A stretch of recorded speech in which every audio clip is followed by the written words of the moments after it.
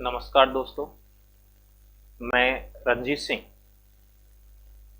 आपका Awasthi online classes में हार्दिक अभिनंदन करता हूं और आपके उज्जवल भविष्य की कामना करता हूं। आपको जैसा कि ज्ञात है, मैं अपने हिंदी भाषा के पाठ्यक्रम के अंतर्गत पिछली वीडियो में संधि पर चर्चा कर रहा था। क्योंकि संधि एक लंबा टॉपिक है तो इसके पार्ट अधिक हो रहे हैं। संधि के अंतर्गत व्यंजन संधि चल रही थी दोस्तों, और 12वां नियम हमने पढ़ लिया था। नियम नंबर 13 को हमें समझना है दोस्तों। तो नियम नंबर 13 12 पे ही आधारित है, ध्यान दीजिएगा। देखो, मैं पहले नियम नंबर 12 नोट कर रहा हूं, 12 नोट करने के बाद मैं फिर 13 लूंगा।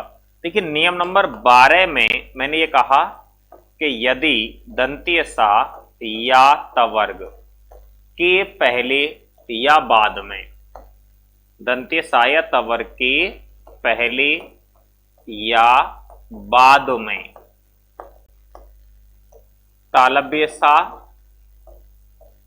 या चवर्ग का कोई वर्ण आता है तो मेल कराने पर हम दंतीय सा को तालव्य सा में और तवर्ग को चवर्ग में बदल देते। ये कहा था नियम नंबर 12 में। अच्छा, अब लेते हैं हम नियम नंबर 13।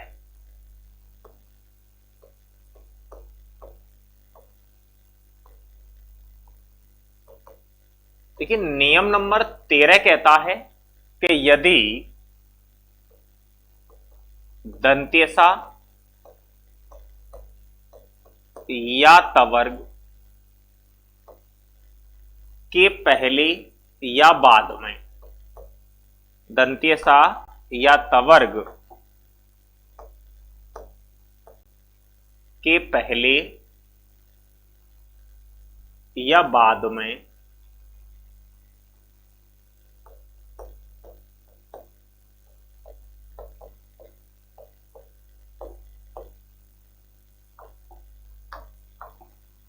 मूर्धन्य सा या टवर्ग का कोई एक वर्ण हो। देखिए, अब आप देख सकते हैं, ये नियम नंबर 12 है और ये नियम नंबर 13 है।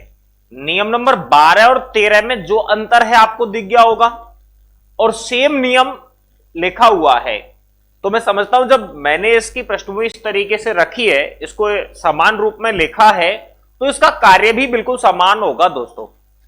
कार्य समान होगा, लेकिन एक छोटा सा अंतर है। वो अंतर क्या है कि यहां नियम नंबर 12 में हमने तालव्य सा और चवर्ग को लिया है, जबकि नियम नंबर 13 में यहां मूर्धन्य सा और टवर्ग है। अच्छा, अब हम मेल कर रहे हैं नियम नंबर 12 को, फिर सुनिएगा। नियम नंबर 12 कहता है कि यदि दंत्य सा या तवर्ग के पहले या बाद में तालव्य सा या चवर्ग का कोई एक वर्ण आए तो मेल कराने पर दंत्य सा को तालव्य सा में और तवर्ग को चवर्ग में बदल दिया जाता है। तो दोस्तों, दंत्य सा या तवर्ग के पहले या बाद में मूर्धन्य सा या टवर्ग का वर्ण आए तो मेल कराने पर हम दंत्य सा को मूर्धन्य सा में और तवर्ग को टवर्ग में बदल दिया जाता है। आशा करता हूं ये आपकी समझ में आ गया होगा। और अब आप जानते हो, जो मैंने नियम नंबर 12 में कंडीशन आपको दी थी, वही कंडीशन नियम नंबर 13 के लिए लागू होंगी। आप जानते हो, मैंने कहा कि उत का उद, सत का सद, तत् का तद, उत का उद, तो उद का उत, सद का सत, तद का तत्, वो कंडीशन ज्यों के त्यों नियम नंबर 13 के लिए होंगी। नियम नंबर 12 में मैंने कहा था कि त, थ, द, ध, न, और यहां चबर के वर्णों को लिया, च, छ, ज, झ, इया। तो अब नियम नंबर 13 के लिए त, थ, द, ध, न, तो ट, ठ, ड, ढ, ण। मैंने कहा जैसे मैं ये कहता हूं कि ओतो प्लस चारण, कि ताके बाद चवर्ग का कोई वर्ण आ जाए तो ताके स्थान पर चा, यानी ता का चा, दा का जा, ना का या। ये बातें मैंने आपको नियम नंबर 12 में बतलाई थी। तो ये जो कहानी है पूरी की पूरी कहानी जो कि त्यों होगी, केवल अंतर जो आएगा वो वर्णों का अंतर होगा। अब अंतर, अभी जैसे मैं ये कह रहा हूं कि पहले पद के अंत में ता आ गया और बाद में अब टवर्ग का कोई भी वर्ण आ जाए, ध्यान देना।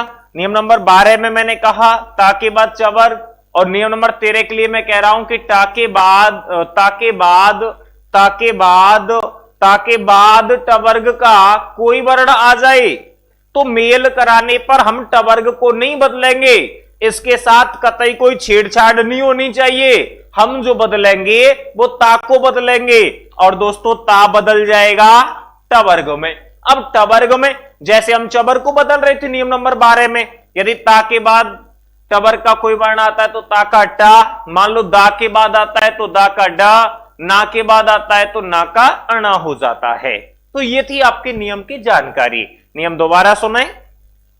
यदि दंत्य सा या तवर्ग के पहले या बाद में, दंत्य सा या तवर्ग के पहले या बाद में मूर्धन्य सा या टवर्ग का वर्ण आता है तो दंत्य सा को मूर्धन्य सा में और तवर्ग को टवर्ग में बदल दिया जाता है।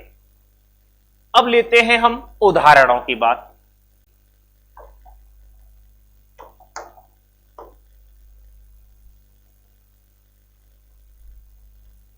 देखिए उदाहरणों में चर्चा करते हैं साहब। जैसे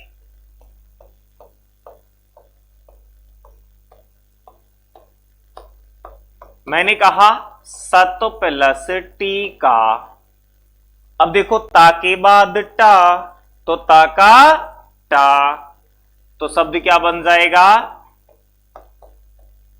सट टी का। मैं ये कह देता हूं कि वृहत प्लस टीका, शब्द होगा वृहट टीका। शब्द दे दिया जाए आपके लिए मत प्लस टीका, शब्द होगा मट टीका। शब्द दिया जाता है आपके लिए जैसे वृहत प्लस टिटिटिभी, तो शब्द क्या बनेगा, बोल के देख लेना आप लोग क्या बनता है शब्द। शब्द बना है वृहटिटिटिटिभी, वृहत प्लस टिटिटिभी, तो शब्द बनता है वृहटिटिटिटिभी। इसके बाद में और उदाहरण लेते हैं। मैं ये कहता हूं कि भवत धन डमरू, भवत धन डमरू, तो देखो यहां ता और ता के बाद आ गया है डा। अब ता को मैं टा में बदल नहीं सकता क्योंकि भवट डमरू होगा, शब्द अशुद्ध होता है, तो हम इस तकार को यहां मान्य करेंगे दकार, और जैसे ही हम तकार को दकार मान्य करेंगे तो ता बदल जाएगा दा में, शब्द होगा भवड डमरू। शब्द दिया जाए आपके लिए वृहत धन डिंब, वृहत धन डिंब, शब्द होगा वृहड डिंब। शब्द दे दिया जाए आपके लिए ओतो प्लस डॉन, ओतो प्लस डॉन, शब्द हो जाएगा उड्डोन। शब्द दे दिया जाए जैसे आपके लिए ओतो प्लस डयन, ओतो प्लस डयन, उड्डयन। शब्द दिया जाए सरस प्लस टी, शब्द होगा सृष्टि। ऐसे ही आपको शब्द दिया जाए क्रस प्लस न, शब्द हो जाएगा कृष्ण। यहां गौरतलब एक बात है दोस्तों कि आपके लिए ऐसे दे दिया जाए क्रस प्लस न, तभी ये शब्द कृष्ण बन जाएगा। बात क्या है ध्यान रखने योग्य, बात यह है कि ये दोनों ही दिए हैं। ऐसे दिया, आपके लिए प्रश्न दे दिया, मान लो कृष्ण का संधि विच्छेद होगा, कृष्ण का संधि विच्छेद होगा। अब ऑप्शन ए में तो आपको ये दे दिया, ऑप्शन बी में ये दे दिया, दोनों से ही हो रहा है विच्छेद तो। लेकिन दो उत्तर थोड़ी दे सकते हम, आप जानते हो एक म्यान में दो तलवार कभी नहीं समाती, तलवार तो एक ही आएगी म्यान में। तो हमें सही विकल्प तलाशना है कि वो सही विकल्प कौन सा है। तो दोस्तों अभी मैं आपको बतला देता हूं कि आंसर रहेगा ए। और आप जानते, मैं आपके समाज से, जो छात्र समाज है, इससे बहुत लंबे अरसे से परिचित हूं। हमने कहा कि कृष्ण का संधि विच्छेद होगा, क्वेश्चन पूछा, दो विकल्प दिए आपको, दोनों एक से थे, आंसर भी दे दिया, भाई आंसर ए होगा। आप सामने नहीं है, फिर भी आपके यहां मस्तिष्क में ये चिन्ह, ये चिन्ह जागृत हुआ है, बिल्कुल हो गया है। और जिनके में हो गया है अब वो खुश हो रहे हैं कि हाँ पकड़ लिया गया हमको, ऐसा होता है। तो इसका मतलब आपके मन में यह है कि यही क्यों होगा, ये क्यों नहीं होगा, आपके मन में ये प्रश्न आया। इसका भी मैं जवाब दे देता हूं आपको दोस्तों। देखो यहां ये इष्टत्व संधि का नियम तो इस जगह लागू हो ही रहा है कि दंत्य सा या मूर्धन्य सा के पहले या बाद में, यहां पहले मूर्धन्य सा आ गया, बाद में ना आ गया तो ना को बदल दिया अणा में। देखिए दोस्तों वर्तनी सुधार एक नियम होता है, जैसे आप व्यंजन संधि के अंतिम पड़ाव पे हम पढ़ेंगे, वर्तनी का एक नियम है, तो उसके अकॉर्डिंग यहां यही मान्य होगा। क्यों? वो नियम ये कहता है, मैं इधर नोट कर लेता हूं या इधर नोट कर रहा हूं कि रि रा और मूर्धन्य सा, ये पहले पद में कहीं भी हो, ये ना कहीं भी हो, तो मेल कराने पर ना के स्थान पे अणा हो जाता है। पहले पद में रि रा और मूर्धन्य सा, इन तीनों में से कोई एक वर्ण आए और दूसरे पद में ना कहीं भी हो, तो मेल कराने पर दोस्तों ना को अणा में बदल दिया जाता है। वो यहां हो रहा है, पहले पद में देखो मूर्धन्य सा भी है, यारा मूर्धन्य सा, और री भी है, और दूसरे पद में ना आ रहा है, ना को बदल दिया गया अणा में। तो एक ही उदाहरण पर जब दो नियम लागू हो रहे हों तो पहली प्राथमिकता हम उसको देते हैं, और यदि ये नहीं होता तब हम इसको भी आंसर मान्य करते। मरता क्या नहीं करता, सब कुछ करता है, जान बचानी है, कंपटीशन पास करना है। यदि ये ऊपर वाला नहीं होता तो हम इसको भी मान्य कर लेते। तो इसी के साथ आपका ये नियम हुआ समाप्त। एक बार पुनः सुन लीजिए, दोनों नियम हैं, नियम नंबर 12 और नियम नंबर 13। जो इनके लिए बातें थी आवश्यक, मैं आपको शेयर कर चुका हूं सारी बातें। आशा करता हूं आपको दोनों नियम बहुत अच्छे से समझ में आए होंगे। नियम लेता हूं 14, 3 नियमों पर चर्चा करने वाला हूं दोस्तों। नियम नंबर 14, 15, 16, और बहुत ही रोचक अंदाज में आप उन्हें पढ़ेंगे और बहुत ही महत्वपूर्ण है। तो जानते हैं नियम नंबर 14, 15, 16 को, देखिएगा।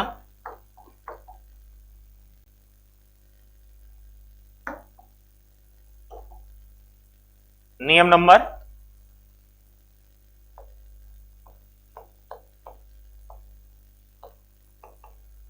14,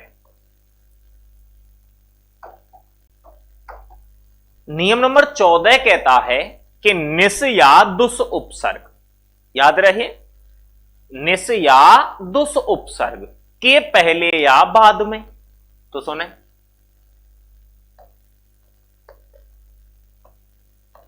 निस या दुस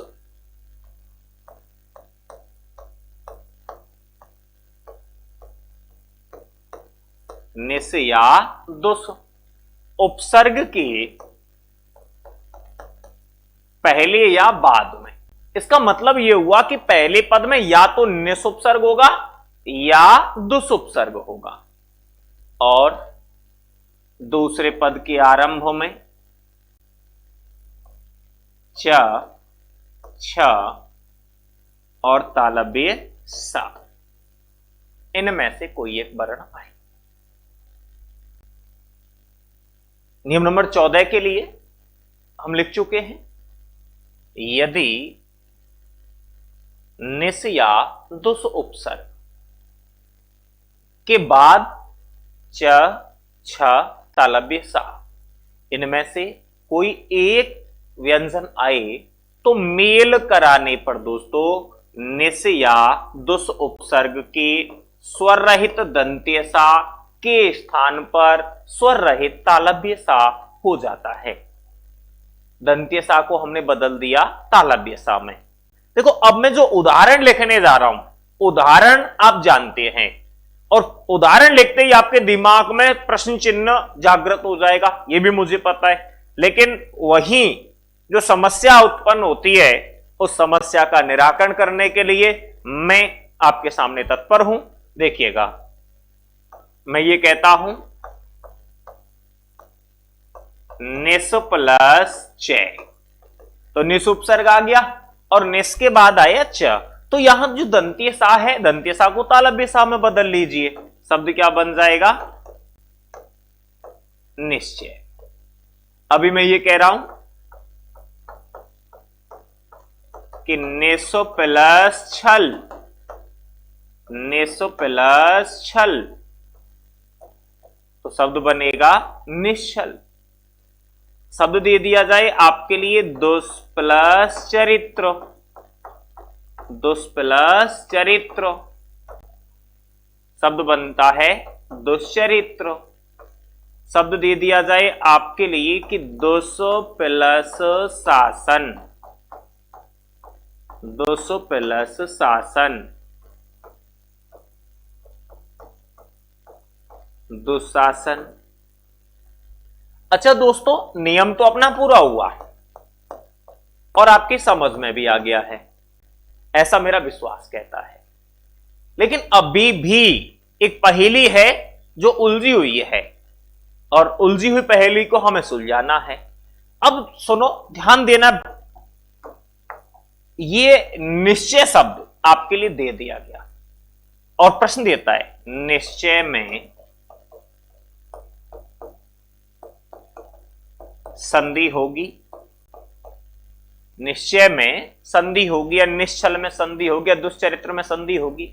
जैसे ही ये क्वेश्चन आता है आपके दिमाग में तो फिक्स बैठा हुआ है, तो आप जवाब देंगे व्यंजन संधि। लेकिन दोस्तों, मैं व्यंजन संधि जवाब नहीं दूंगा, मैं उत्तर रखूंगा विसर्ग संधि। अब आपका दिमाग हो गया है खराब कि पढ़ा रहे हैं व्यंजन में और उत्तर बता रहे हैं विसर्ग। आप ऐसा मन ही मन सोच रहे होंगे, और आप मेरे सामने बैठे होते तो अब तक तो आप क्रॉस क्वेश्चन दाग देते। अरे साहब, ऐसे कैसे हो जाएगा? आप पढ़ा तो व्यंजन में रहे हो, विसर्ग कैसे हो जाएगा? हो जाएगा साहब, बिल्कुल हो जाएगा। क्या नहीं होता साहब? छोटे छोटे शहरों की बड़ी बड़ी गलियों में अक्सर ऐसा हो जाता है। कोई बड़ी बात नहीं है, कोई बड़ा मुद्दा नहीं है। आप मस्त रहिए, व्यस्त रहिए, स्वस्थ रहिए, और जो बात बता रहा हूं उसको पढ़ते रहिए। देखिए, विसर्ग संधि। अब विसर्ग संधि क्यों कहा? अब ले चलता हूं आपको मैं विसर्ग संधि में। विसर्ग संधि का एक नियम, और ये नियम कहता है कि किसी स्वर के बाद विसर्ग हो और विसर्ग के बाद च, छ, तालव्य सा। यदि आपने पहले संधि को पढ़ा है तो आपको यह नियम याद आ गया होगा। यह नियम कह रहा है कि किसी स्वर के बाद विसर्ग हो और विसर्ग के बाद च, छ, तालव्य सा वर्णों में से कोई एक वर्ण आता है तो मेल कराने पर विसर्ग को स्वर रहित तालव्य सा में बदल दिया जाता है। अब दोस्तों, मैं इसको ऐसे लिखता हूं कि नहीं प्लस च, तो देखो विसर्ग के स्थान पर स्वर रहित तालव्य सा हो जाता है और शब्द बन जाता है आपका निश्चय। शब्द तो दोस्तों व्यंजन संधि से भी बन गया था, लेकिन पहली प्राथमिकता हम विसर्ग को क्यों दे रहे हैं? इसलिए दे रहे हैं कि विसर्ग से जब हमने शब्द निर्माण किया है दोस्तों, तो सत्व विसर्ग संधि के अंतर्गत तीनों सकार की उत्पत्ति बतलाई गई है, तालव्य सा, मूर्धन्य सा और दंत्य सा विसर्ग से। यहां पर सकार के स्थान पे सकार है, परिवर्तन तो है लेकिन एक दूसरे वर्ण का नहीं है। सकार का ही परिवर्तन है लेकिन जो विसर्ग से स्थान पर यह ताला बेस आया, ऐसा परिवर्तन ना होने की वजह से हम पहली प्राथमिकता यहां विसर्ग संधि को देंगे इस प्रकार के। अब सीधा मैं कह देता हूं कि निस्या दोष उपसर्ग से, सीधा कहता हूं आपसे कि निस्या दोष उपसर्ग से बने हुए शब्दों में पहली प्राथमिकता विसर्ग संधि को देंगे और दोस्तों विसर्ग का ऑप्शन नहीं हो तो व्यंजन करेंगे। तो यहां समझता हूं कि नियम आपकी समझ में आ गया होगा। पहली प्राथमिकता हमें विसर्ग को देनी है। अब विसर्ग का ऑप्शन नहीं होता तो हम व्यंजन को देते। हां, एक बात और याद रखना, प्रश्न पूछने का तरीका बड़ा अलग होता है दोस्तों। हमें लगता है वही तो है, हमने पढ़ा और इसका आंसर ये होगा, हम ऐसा सोचते हैं। लेकिन अभी आपको ऐसे दे दिया उसने, सीधा निश्चय शब्द नहीं दिया है। निश्चय दे के नहीं पूछा आपसे, निश्चय दे के पूछा है लेकिन थोड़ा सा ध्यान दीजिए, ऐसे लिख के दिया आपको, निस प्लस चय बराबर निश्चय में संधि होगी। अब आपके दिमाग में बैठा है कि निश्चय में तो विसर्ग संधि होती है, लेकिन अब यहां विसर्ग नहीं होगी, यहां होगी व्यंजन। सोच रहे होंगे माजरा ही क्या चल रहा है, समझ में हाथ पल्ले पड़ा है कोई नहीं। देखो दोस्तों, ये हिंदी है, हिंदी पढ़ना और पढ़ाना खेल नहीं है बच्चों का। इसे पढ़ने और पढ़ाने में तेल निकल जाता है अच्छे अच्छों का। ध्यान से सुनिएगा मेरी बातों को। निस प्लस चय बराबर निश्चय, ऐसे दे के आपसे पूछे तो आप आंसर देंगे व्यंजन संधि, और सीधा निश्चय दे के पूछता है तो आप आंसर देंगे विसर्ग संधि। निश्चय का विच्छेद पूछता है तो पहली प्राथमिकता इस विच्छेद को देंगे, और ये ऑप्शन में नहीं हो तो फिर हम इसको देंगे। That clear. इसके बाद नेक्स्ट नियम, नियम नंबर 15। देखिए नियम नंबर 15 क्या कहता है।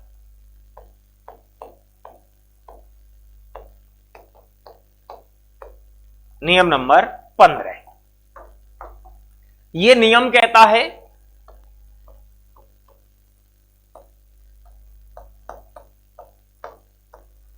कि निस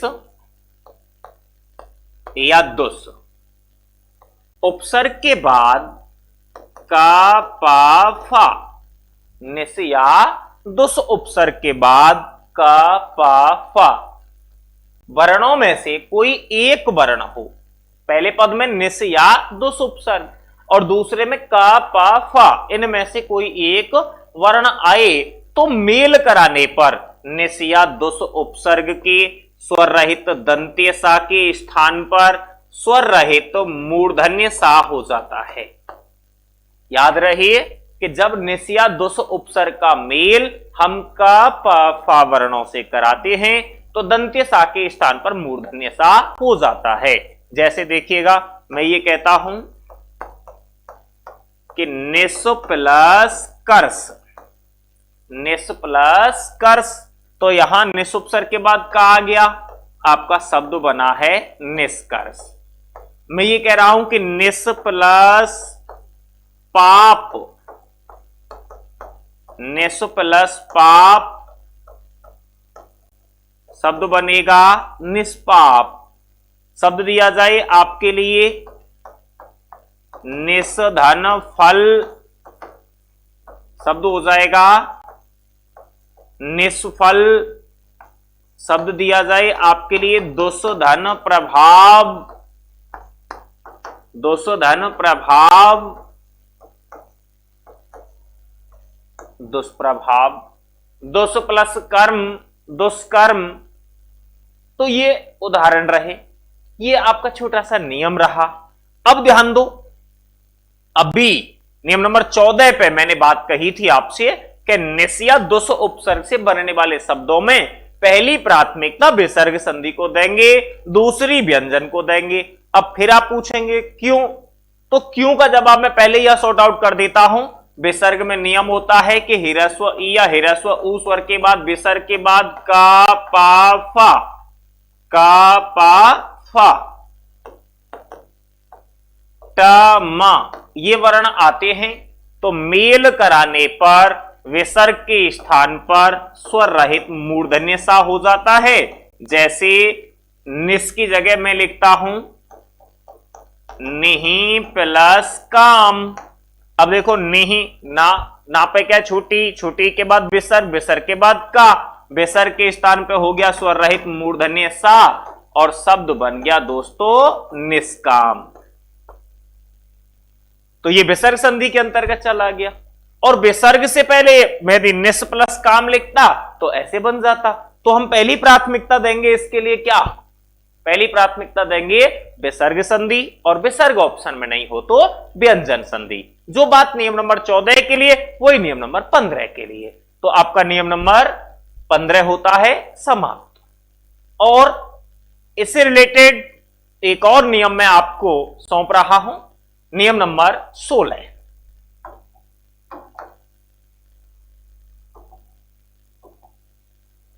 देखिए नियम नंबर 16,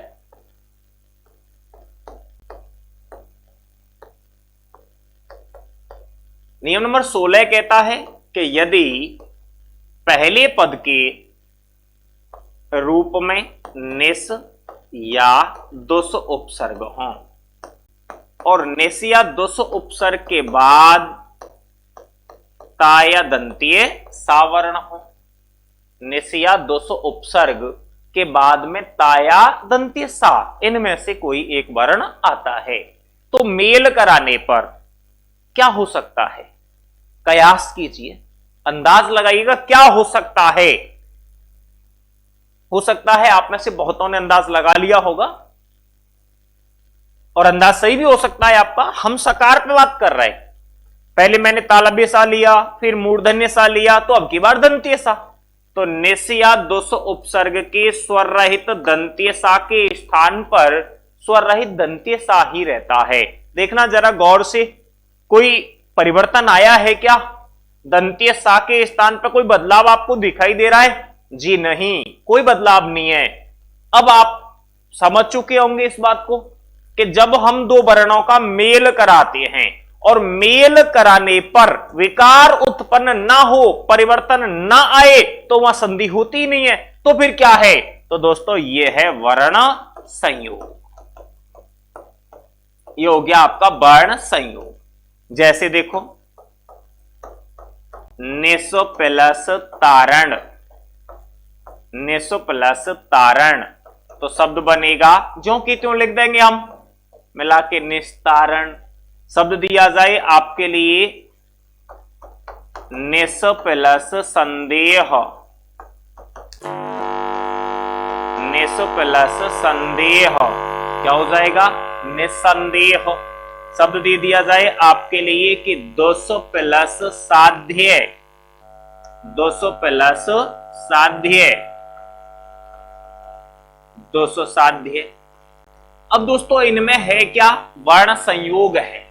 लेकिन आपसे पूछ लिया जाए, अभी आपको दिया निस्तारण में संधि होगी और वर्ण संयोग का ऑप्शन हम नहीं करेंगे, पहले हम आंसर देंगे इसके लिए विसर्ग संधि। क्यों देंगे? क्योंकि देखो निहि प्लस तारण, किसी स्वर के बाद विसर्ग और विसर्ग के बाद ता या दंतीय सा, तो विसर्ग के स्थान पर हो जाता है स्वर रहित तो दंतीय सा, शब्द बनता है निस्तारण। तो यहां नियम नंबर 16 में हम केवल एक ही संधि मान्य करेंगे और वो मान्य करेंगे विसर्ग संधि को। विसर्ग संधि का ऑप्शन नहीं है तो भी हम यहां वर्ण संयोग ना कह के इनमें से कोई नहीं को प्राथमिकता दें, और जब वो भी नहीं हो और वर्ण संयोग का ऑप्शन हो तो हम उसे मान्य कर सकते हैं। तो दोस्तों नियम आपके मैंने लिए 13, 14, 15, 16, ये नियम आपके समाप्त होते हैं। अब इसके बाद में अगली क्लास में जब मैं आपके सामने उपस्थित होऊंगा तो मैं आपकी व्यंजन संधि को उसकी मंजिल तक पहुंचाने का कार्य करूंगा। नियम नंबर 17, 18, 19, 20 नियम को लेकर के मैं बहुत जल्द अगली क्लास में आपके सामने हाजिर हो रहा हूं। तब तक के लिए नमस्कार।